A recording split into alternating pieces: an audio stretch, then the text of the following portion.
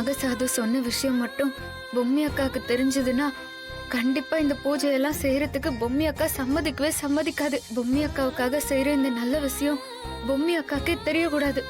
வேற வழியே இல்ல. இப்ப வரைக்கும் நாகசாது சிவனடியார தவிர இந்த விஷயம் வேற யாருக்கும் தெரியாது. இதை யாராலையும் சொல்லவும் முடியாது. ராணி, என்ன ராணி? எப்படியாவது எல்லாமே நல்லபடியா நடக்கணும்.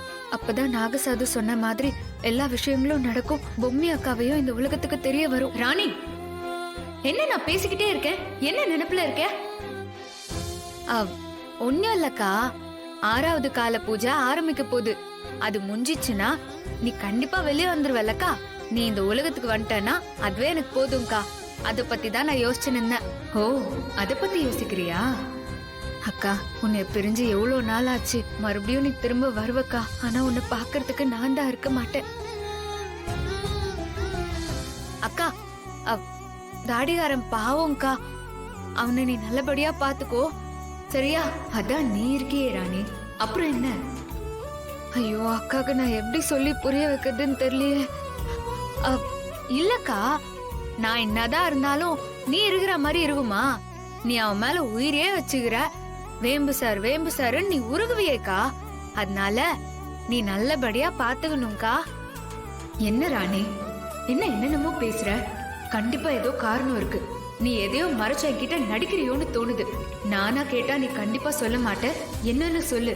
ஏதாவது பிரச்சனையா ராணி? உண்மையை சொல்லு. ஐயோ, என்னக்கா நீ இப்படி கேக்குற? ஒரு பிரச்சனையும் இல்லக்கா. அக்கா, நான் உன்னாண்ட கேட்கணும்னு நினைச்சேன். உனக்கு வேற ஏதாச்சும் பிரச்சனை வந்துச்சா? இல்ல ராணி, ஒரு மந்திர பாம்பு மட்டும் வந்துச்சு. அந்த பாம்பு வந்து